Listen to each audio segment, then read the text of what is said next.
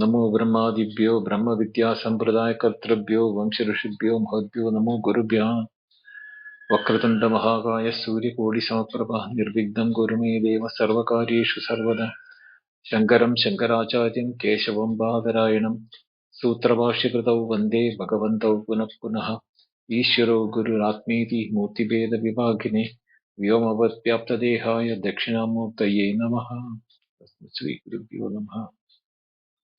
The Upanishad Shanti Mantra is Om Apyayantu Mamangani Vakpranachakshushrotram Atho Balamindriyani Cha Sarvani Sarvam Brahma Upanishadam Maham Brahma Nirakuryam Ma Brahma Nirakarot Anirakaranamastu Anirakaranam Me Astu Tadatmani Nirateya Upanishadsu Dharmaha Te Mayi Santu Te Mayi Santu. Om Shanti Shanti Shanti. So we are continuing our discussions on the Chandogyopanishad Chapter 6. As just a small and quick recap, we started the 33rd chapter, 14th section to connect between that and the 6th chapter, where the 3rd chapter said that Sarvam Khalu Idam Brahma. Indeed, all this what we are seeing as the multiplicity or multitude in our experiences as objects, including the subject and the object. Sarvam Khalu Idam. Everything is nothing but that Brahma. Now, Brahma, we all know about it. I don't have to tell what is Brahma. But for those who are listening for the first time, Brahatvat Brahma is what it is. That one thing which is the all-encompassing, which like the space is the substratum for everything to appear and exist and disappear. Same way, this Brahma is also called Satchidananda. Satchit Ananda means existence, consciousness, and bliss. Is the indicative nature of that, in which everything is, not can, everything is appearing, existing, and disappearing. This is how the definition of it goes. So nothing is outside its perimeter or outside its, range. So that having said in the beginning, the 6th chapter is explaining that how did it become the multiplicity which we are now experiencing as the subject and object. The objects are many, multifarious in nature, and the subject, for each one of us there is a subjective experience which is interacting with the objective experience. So the relationship between the subject and object, if they are the same, how can it be experienced as a separatedness? For that, the Upanishad in the beginning said that Sat, that existence and being, there are no two separate things. The beingness is itself is the existence, and that itself is the consciousness or the awareness, because the existence, if something is existent, then only it can be aware of. So having said that, how did it become the multiple thing is what was the question all about. So there we were told that just the Sat itself is what is appearing as the multiplicity where it is. There is nothing different. It has neither gone through any modification or bifurcation or any sorts of changes in its own nature without changing its own purity and the nature. It appears as many. That is, the word appears has got a very important connotation here.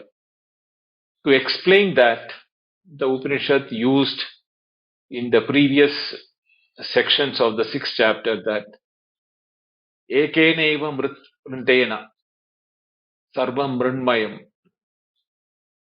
vacharam banam vikaro namadeyam mrittigateva satyam. it is only the one lump of mud which can take into many shapes, appear as many objects of mud. But when it becomes the objects of mud, we do not treat them the same way as it is a lump of mud. The pot, the doll, the lamp, or whatever may be the form, the mud, the earthen part objects which we are having, they are all nothing but vacharambanam, means vakalambanam, means dependent on the name or an attribute as a name, and there is a form for it. The pot is nothing but mud in essence, and even when we are transacting with the mud as mud only, but for us, the name and the form of a pot is more valid or appears to be real to us. So the reality of the mud has now been transferred into the reality of the name and the form of the pot. Same way the gold and the ornaments and the iron objects, etc., etc. There are everywhere it is like that. So same is the case when the Sat, now having adopted the name and the form, appears to be the world of experience for and the subject which is experiencer in this world of experience. This aspect of multiplicity which we have a reality in is due to a superimposition of name and form onto the substratum. To explain that, even though this Upanishad, which being in a very ancient text, it has used certain examples of the past to the explain. So they are using tejo aichatta teja is the one. The tejas means the power of light or the energy of light. Anupravishya is the word used. Anupravishya means entered into the name and form of light. It is the same Sat or existence. Now what is being experienced as the light principle, which has got a name as light and a attribution called the principle of light. That subsequently gives rise to apaha, mean the liquid or the watery principle. Apat annam. Annam is what is being consumed by us in the world. So this is the way in which the same Sat, without becoming different, the mud without becoming different has become a pot. The Sat without becoming different is now being experienced as the Tejaha, the Apaha, the Annam, the light, the water and the food principles. So we should keep it in mind when we are experiencing anything, we are experiencing the Sat. That is why we feel the reality of a name and form. The name and form has no independent existence without the substratum in which the name and form has been attributed. The pot is a name and form of attribution given onto the mud. Same way, this entire world of subject and object is name and forms attributed to that Brahma, the Satchitananda. Therefore, Sarvam Khaluidam Brahma. Now, having said that, the dialogue between the father and the son, where the father asked, have you studied what knowing which everything will be known, or that which will make you know every details of the creation? There in our tradition or in our lineage, there is nobody who has not studied this aspect. So the son said, no, I don't think so, because if my teachers have not taught me, if they had known, definitely they would have taught me. Is the way in which the son Shvetaketu replied to the father Uddalaka. Uddalaka, Aruni is the clan name. So Aruna. The Aruna's lineage is called Aruni, and Uddalaka is the father, and Shvetaketu is the son. So now, having said all those things, then the son did not get the exact import of what the father was teaching. So the father had to come down to the level of the student, here his son, to explain that how this water, fire, or the Anna principle is now experienced in the world of objects. So he said that if you remove the sunness, the name of the sun and the shape of the sun, and when that is removed from that, there is a tattva or the principle of light energy in it. That shape and the form, we call it as sun, but the principle which it is standing is what is called the teja, the fire principle. Same way, everything in this world, if you remove the name and the form, there is a aspect which cannot be denied, because there it is being experienced, it is being aware, or its own existence is an awareness to us. Therefore, Sat and Chit, the existence and awareness, is permeating through each and everything, and you cannot pinpoint one, even an atom or an iota of a thing which can be said to be having a name and form without existence and awareness. Therefore, existence awareness is the fundamental reality. Name and forms are attributions, and these keeps changing. Therefore, Vacharambanam Vigaro Namade. So the son was saying that, then how can I say that I don't see the fire and the water and the annam in the human body? In my body, I don't see that. It's a very natural thing which the son can ask. So father says, okay, don't worry. You are now talking and doing all these things because all these three principles are embedded or ingredient to your being, the physical body. If you want to test it, you stop taking food for 15 days and then come to me. So the son, to test on himself and to question the father, he goes for a 15 days fast, and on the 15th day, and he comes to the father. So father asked, have you done what I told you? He said, yes, I have been on fast, only drinking water all this while. So, okay, now chant me the Rigveda, Yajurveda, Samaveda, which you are very proficient in before starting this fasting. Now, can you tell that the son struggles to chant it because he was not getting it in from his memory. He is not able to recollect and everything. So the father says there are 16 kalas, or the parts of which a human being body is being made. And even if one aspect of it, which is now because you have been drinking water, one aspect has been retained in your body, that's why you are able to appear to be living and transacting. But the other kalas, which is made of the food and the other articles which are not in provision because they are not been getting their energetic requirement from, because you are not been eating the food. So go ahead and eat the food and come back to me, and then I'll ask you. So the son goes back, having taken the food, takes rest, and then comes back to the father and they say, now can you chant? He is able to chant. So the son asked father, why, how do you say this is thing?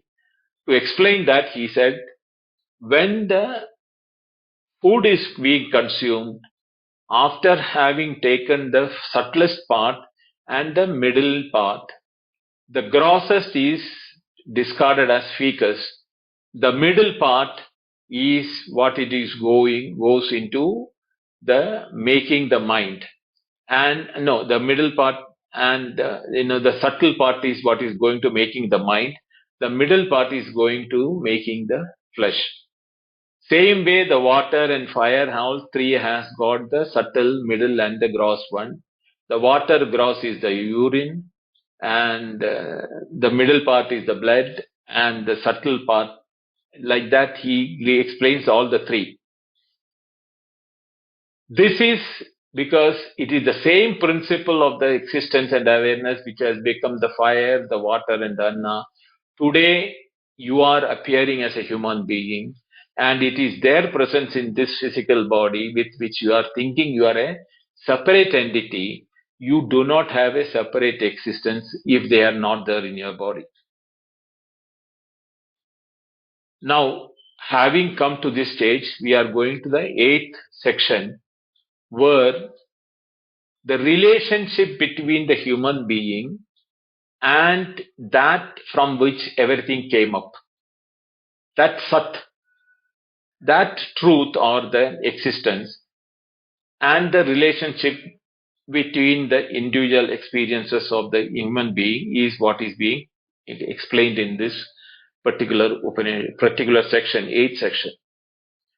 Uddalako Haruni Shetuketum Putram Uvacha Swapnandam me Somya Vijanihi Idi Yatra Etat Purushaha Supiti Nama Sata Saumya Sada Sampanno Bhavati Swam Apito Bhavati Tasmad Yena Swapiti Iti Achakshate Swam Hi Apito Bhavati.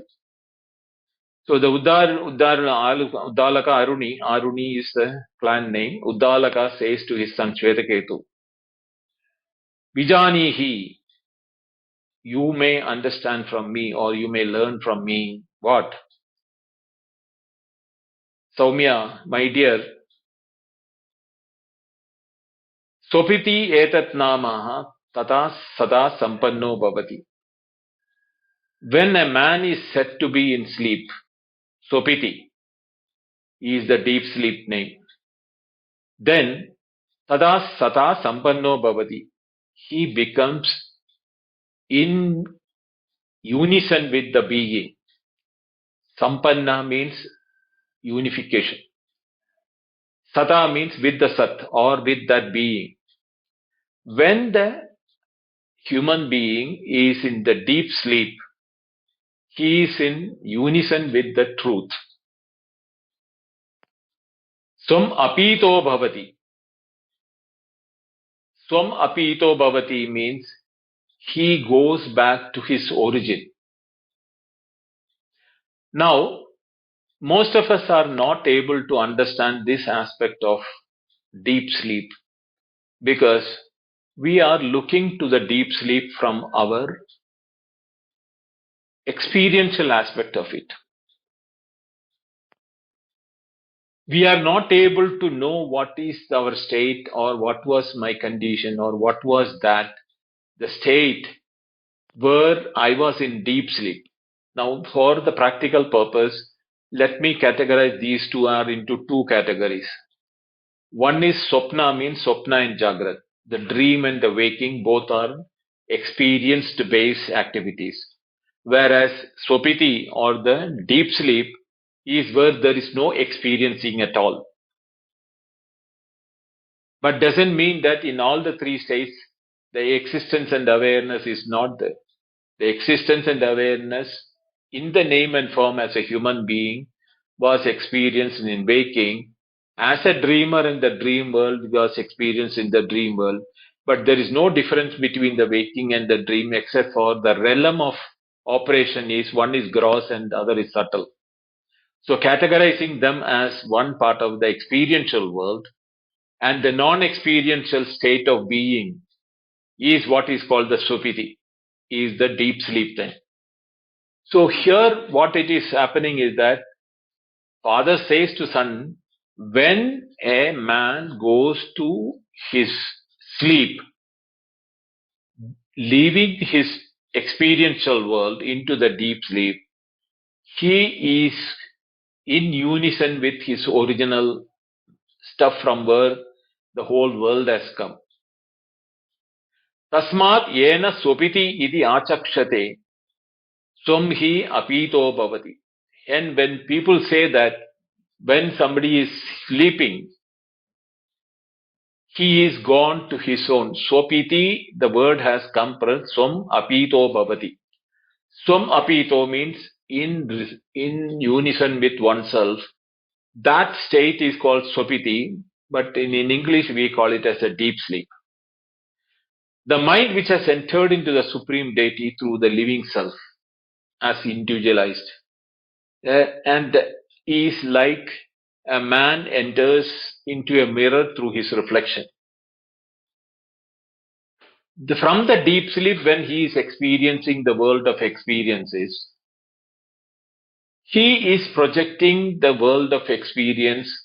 Like when we look into a mirror, we are projecting our reflection into a mirror. Or is like the day I was telling, the sun, when it is being reflected in the multiple reflecting bodies in the water bodies in the world, the sun has not really entered into the water to become a reflection. But the reflecting surface, whatever is there in the reflecting surface, the adjuncts and the quality and the nature of the reflection, if it is there is ripples, the water also appears to be moving and rippling in the surface where it is being reflected. These attributes of the adjunct or the upadhi, where the reflection is taking place, is what is superimposed onto the reflections. In the same way, this tat, this truth, when it is reflecting through the mind is the adjunct or the upadhi with which the world of experience is being projected or seen as by the individual. And we know the mind is made up of food and is combined with the speech, life, breath, prana, vayu, apaha, all of them respectively has been understood in the previous sections. So the mind, when it is projecting different qualities which is there in the mind for the name and form and experiences. Swapnandam, swapnamadyam, swapna iti darshanavritte, swapnasya akhya, tasya madhyam, swapnandam, sushuptam ityetat. So the word there is swapnandam is used in the mantra. The end of the swapnandam.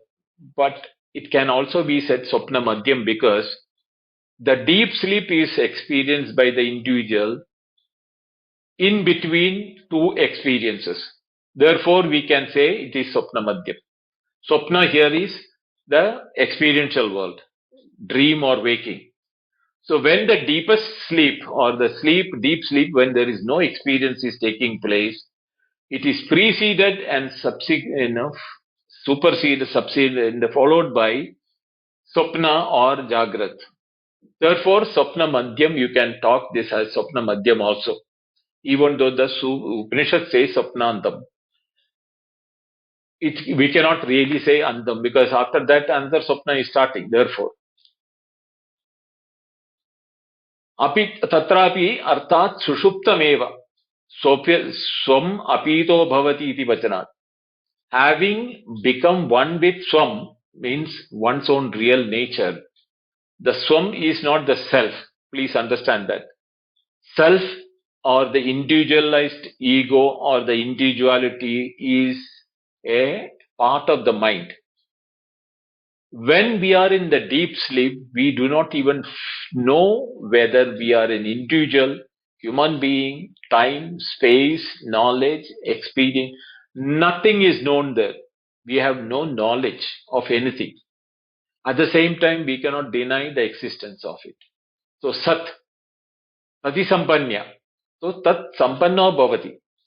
So, he becomes one with the Sat. Atra sushuptat swayam apito jivasya ichandi brahmavidah.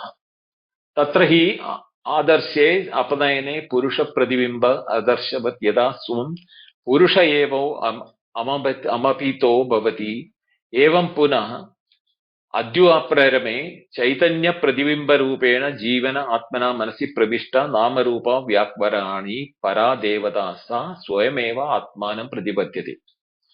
This Para Devata or this Supreme Self, which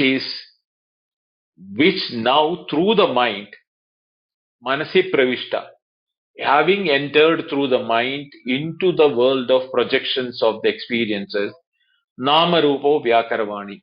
It accepts the different names and forms. Atha sushuptaha eva swapnanda shabdasya vachyaidi samyate. Therefore, when these aspects of the Nama Rupa is not being utilized, where will every object go back to? May it be sun, the moon, the water, the air, the human being, the animal, whatever the name is that. When the name and form and attributions of what is being experienced or projected, if that is not there, at the same time, you cannot deny the existence of it. Where will all of them merge? The entire world will merge into that Sat. Therefore, that aspect of everything is what here is that name what we has been mentioned as the Sati Sambadhya or Swam Apito Bhavati is what has the one which has become the Swam. It is the word. Now the son has a look on his face that it is Swapna Madhyam. So there is something which is in the waking and the dream which is there. Then why is it appearing again and again? It's a natural question the son can have. If it has become one with the truth, well, why does he have to go through this again and again and again? So to drive in that point into the understanding, the Upanishad is using an example of a bird tied to a rope and to a post in the floor.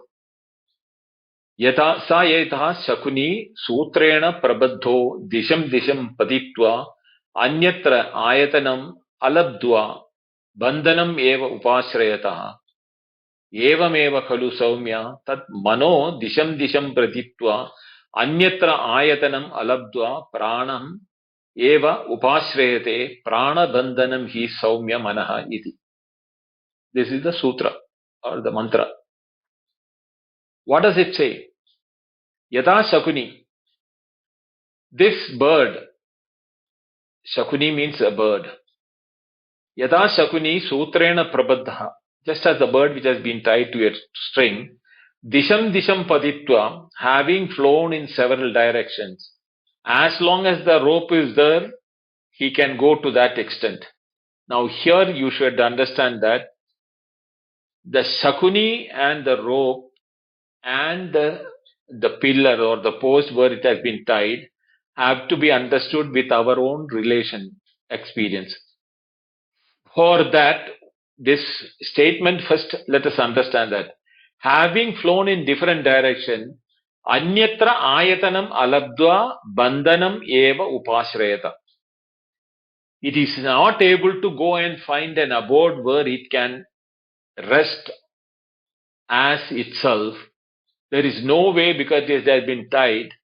It at the end of the day, having tried the different directions flying to fly, when it comes, it sits near the post where it has been tied. Evam eva, in the same way, Saumya, my dear son, tat manaha disham paditva anyatra ayadanam alabdva pranam eva upashrayate. This mind is like that bird Shakuni. That bird, and having taken to the multifarious experiences of the world of waking and the dream, having gone through the whole thing, it returns back having not got any other place where that search or the entire process of the mind going to different locations or different experiences is to find a similar place other than the, the substratum or the post where it has been tied to similar nature. So that is why if you look into our own activity, the mind always wants that peaceful happiness state. We think that that is available in the world of objects, either in the name, fame, money, entertainment, excitement, every type of this thing we are unknowingly getting engaged. In the process, what we are actually looking for is to remain in a state of tranquility and peace.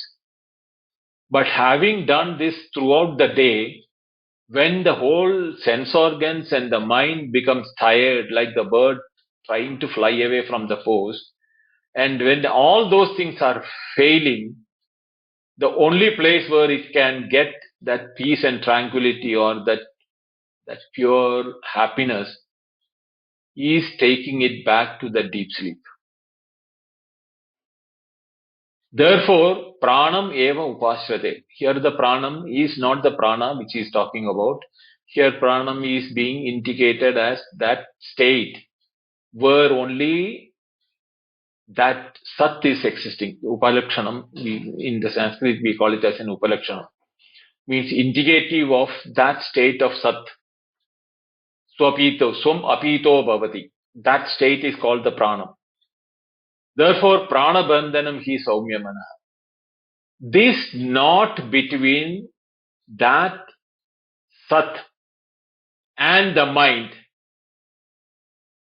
that is where the mind is to be understood. The mind is actually nothing but that sat only. When it takes a name and fame, name and shape, or activity which the mind is there, it feels that it has taken an independent existence. Only to realize that all the thought which it had as a mind for independent existence is not taking him independence absolutely. It is never independent.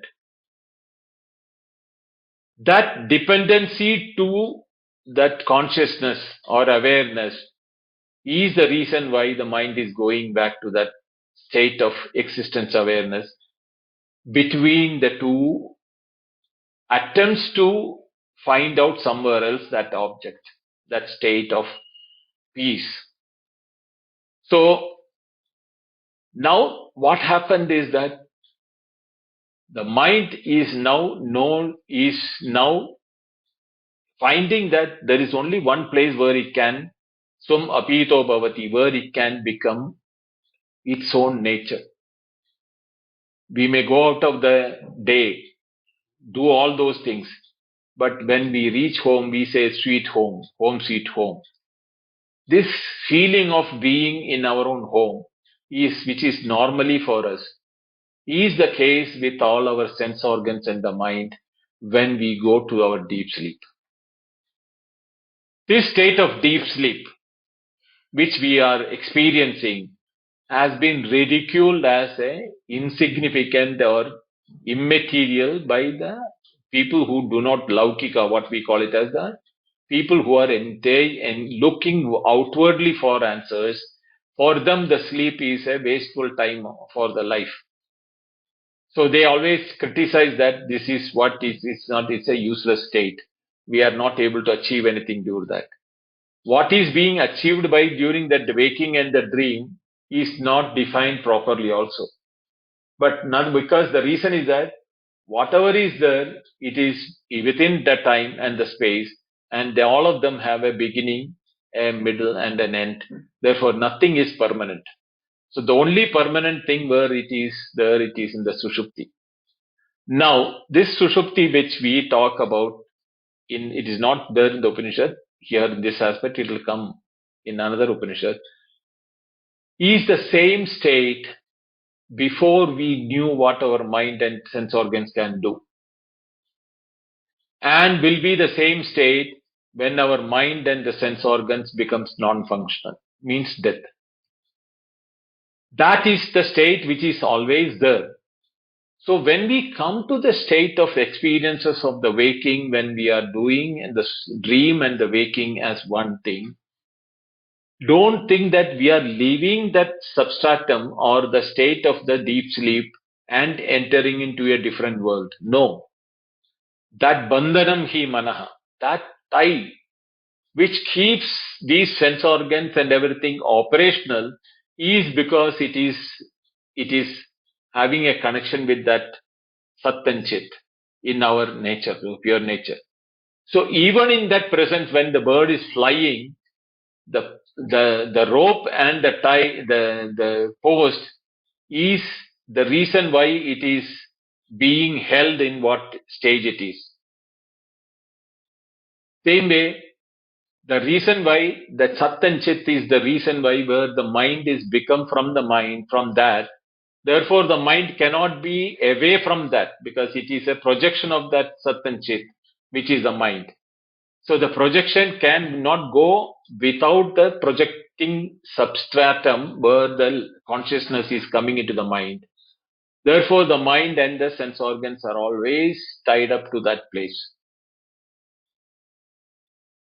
Now, when we look from our waking experience, we call that we have three states. That is the waking state, the dream state, and the deep sleep is considered as a state by the waker. For the waker, there is three experience. He sees that my waking experience is the real world, real experience. Dream, I am going there in the sleep. When I am sleeping, I am going to the dream is what he thinks, but it is not the case. Even in the waking hours, when he is daydreaming, he is into a world of the similar to the dream. We do not realize or we do not categorize them as a dream, but it is as good as a dream because they are not tangible, they are not gross in nature. So we call it as a state, dream as a state. But really speaking, if it had been a separate state, the remembrance of the dream in the waking will not have been possible if there has been not been a one person or one entity which is connecting the both. Therefore, both dream and waking are not two experiences, but one experience in two realms, where one is a gross realm and one is a subtle realm, but the experiencer is only one and the only one. That when it is being dropped or not being pursued by the instrument called the mind, there is nothing to grasp, Vishesha Vijnana Bhava. When that is not being pursued or perceived or experienced or enjoyed by the mind becomes in itself as the original form before projecting as a mind. Because the mind, when it is projected, then only we call it as a mind. Because it is then connected to the sense organs of both action and knowledge and the relationship with the world of outside connected through the sense organs. So all the link is coming only when the mind is projected from that awareness. But when there is nothing to be experienced in everything, the existence of the mind itself becomes non-existent. There even the mind is not there. So we have a state of deep sleep where we do not experience the mind. The waking person wants to now account his experiences of the 24 hours. So he calls that absence of experiences of either the gross world or the deep sleep world is my third state. So he calls it as my third state, and the sushupti or the deep sleep is my third state. Really speaking, it is not the third state. That is the only state in reality. When it projects the mind, the grossness and the subtleness gives rise to two worlds of experiences for the mind. The reality is that. Now, the example which can be used is that when we are carrying a head load or carrying some shopping bags on our hands and everything, we feel the heaviness and the tiredness after some time. But the moment we drop it or keep it somewhere, we feel that there is a happiness or a relaxation or some sort of a rejuvenating, experience happening with our body so that we can lift it again and start walking. Now this rejuvenation, if it is a non-existent state, this rejuvenation cannot come because there must be something for which the rejuvenation to happen. So if the mind has gone to a state, if there is nothing, if it is the shunyata as per some philosophers, if that nothingness is the state, it cannot automatically be rejuvenated in that state. But when we wake up in the morning or when we come back to the mind as becoming the morning waker, we have a freshness and the energy again to go out into the world of experiences till we fall tired and fall asleep. So what does it show? It shows that while we are accumulating the energy and the strength of the viryata or the everything in the deep sleep, we are expending them when the world of experiences through the mind and the sense organs. So the real, where will you call your real nature? When you keep your shopping bags or when you will carrying them? Your natural state is when you don't have the carrying any load or any weight on you. Same way, when we are not experiencing anything through our mind and the sense organs and the activity and all those things, when we rest in ourselves, that is swam apito bhavati. When we are in one unison with ourselves, that is our real state. This is what is being explained in the third mantra, which says Saumya Asana pipase me vijanihi iti yatra etat purusha ashishishyati nama apa eva tat ashitam yanayate tat yatas gonaya asanaya purushanaya iti evam tat apaha apachakshate asanaya iti tatra etat shrangam utpaditam saumya vijanihi na idam moolam bhavishyati iti. What does it say? Saumya asana pipase me vijanihi iti. Learn from me, my dear, what we discussed about earlier, the hunger and thirst which you are now familiar because we did that experiment. Yatra etat purusha ashishyate nama apa eva tat ashitam nayate.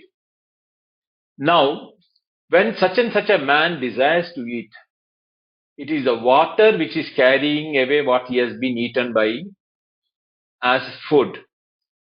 The food what is being eaten is being carried away by the water.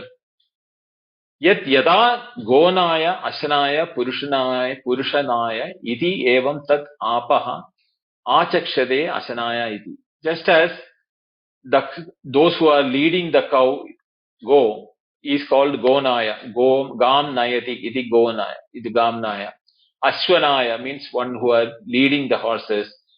Same way, purushanaya iti evam tat apa achakshade asanaya iti. So asanaya is the word for hunger. So the one which takes the food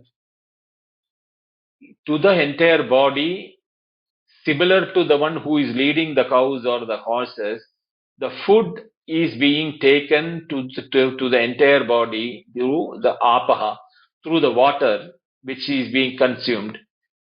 And tat yada saumya atra etat shungam utpidam vijanihi na idam moolam bhavishyati iti. Thus, my dear, know that this is to be the sprout shot up, could be not be without a root. This food which is like the carrying that food, the nourishment and everything for the human being to function, the mind and the body and the intellect and the sense organs to work. The food and the water is leading. So there is not only the sat here, the projections of the fire for the digestion, the water to carry the food into the body, and the food which is annam. It's all part of this mana and indriya and the purusha. So the purusha or the human being, the sum total of all those things. Just as a sprout from a tree will be only shooting up when there is a connection to the root from where all these can come. Same way, if the mind is not connected to that sat, from which the fire, the water and the food cannot be projected, the Purusha will not be able to function as a living being because there is no connection to the Sat in the projection. Therefore, the functions of the body will not be possible, just as the water is required for the food to be reached everywhere.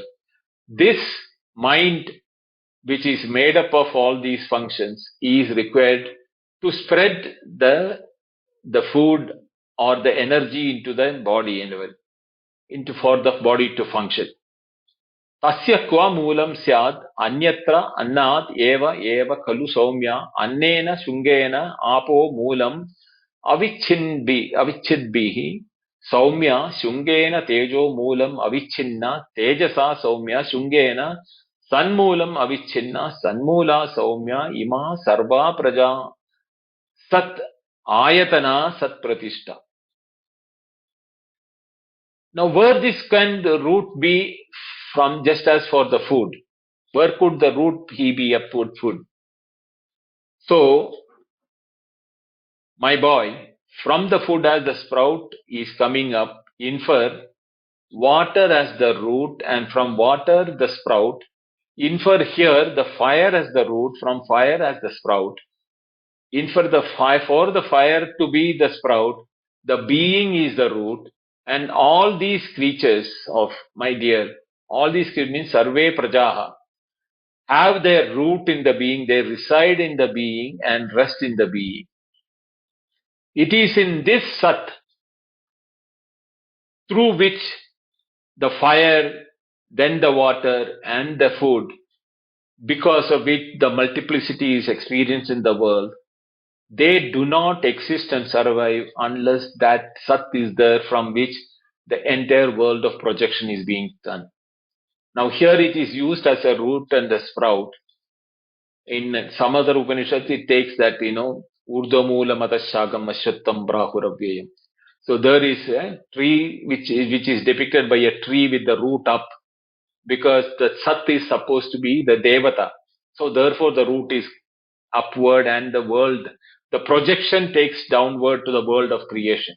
So that is the example or the allegory in that Upanishad. Here it is saying that just as that Shakuni or the bird which is drying into the world outside, if there is no connection to that being in our existence, the mind cannot function, the sense organs cannot function, because they all function because each one of them are dependent on either the fire principle, the water principle, or the food principle. So that is how they are all resting in the being.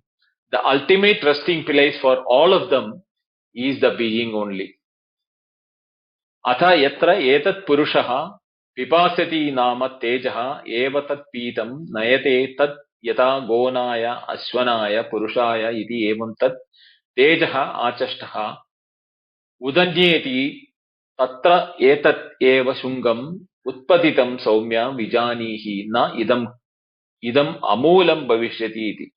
Now here again he is repeating the same thing. Now just as when when he's not in the earlier one he said about the food, here he is talking about the water aspect. And it is the water aspect is the fire is carrying it anyway from the water is being drunk. And hence they have they cannot have a independent existence unless they are connected with the root to the being. The sprout which is being sprout, he is again in the here also.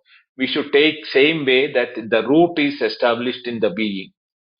तस्य क्व मूलं स्यात् अन्यत्र अद्य अद्भिः सौम्य शुंगेन तेजः उन्मूलविच्छिन्नः तेजसः सौम्य शुंगेन सन्मूलम् अविच्छिन्नः सन्मूलः सौम्य इमा सर्वे प्रजा सदायतनता सदायतना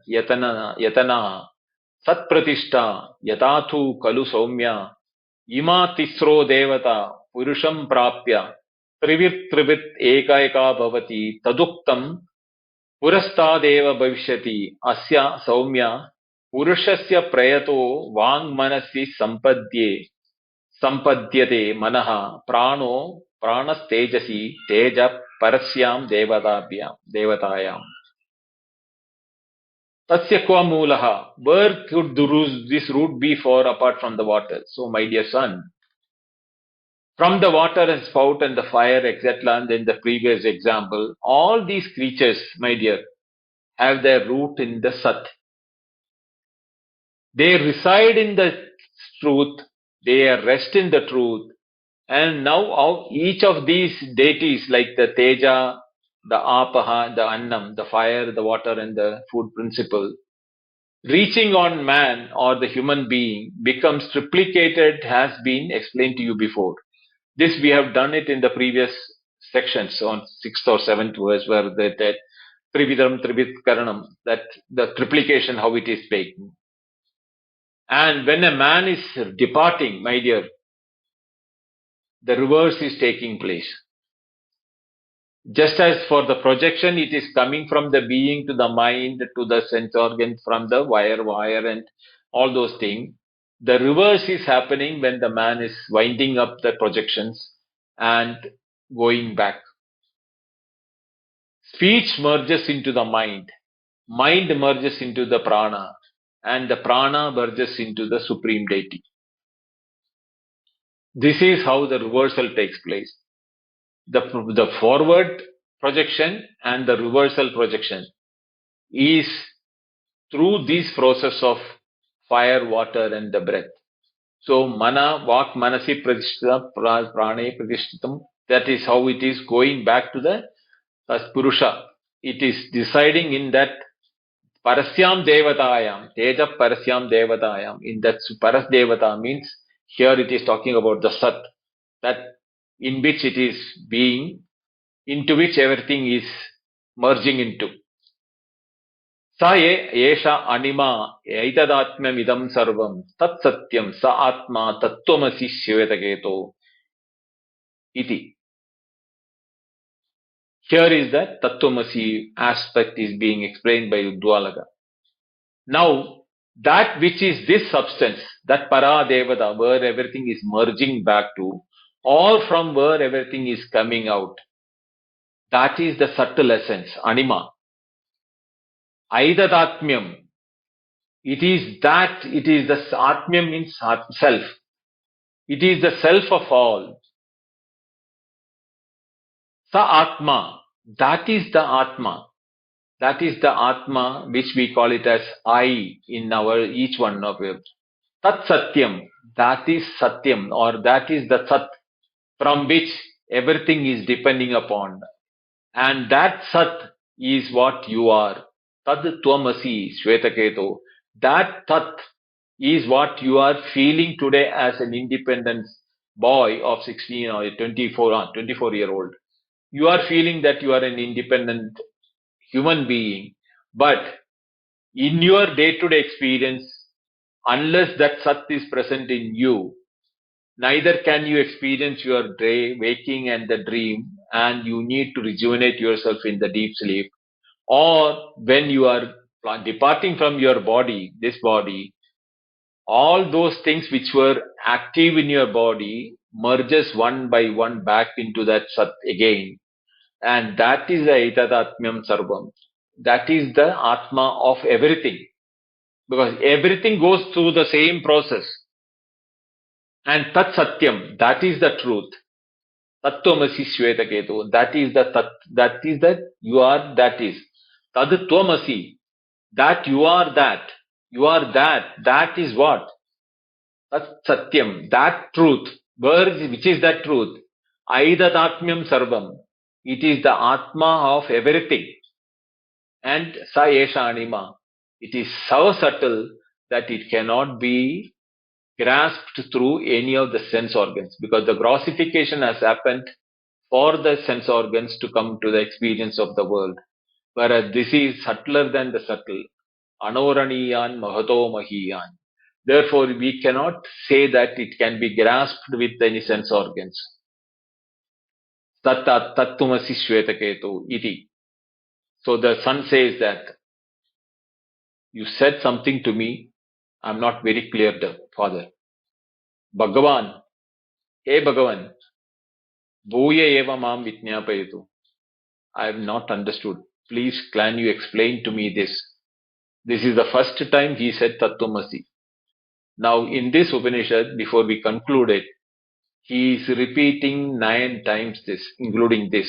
So, another 8 more examples are being explained to drive in this point that what is the reality of Vitnyapayetu iti. Tada Saumya. Therefore, the father says, Saumya, my dear, Sahovacha. He started talking again, which we'll do it in the Friday's class.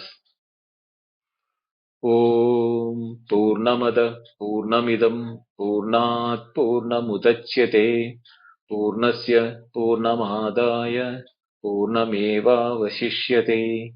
Om Shanti Shanti Shanti. Harihi Om. Shri Gurubhyo Namaha. Harihi Om. Thank you. Dhanyavad.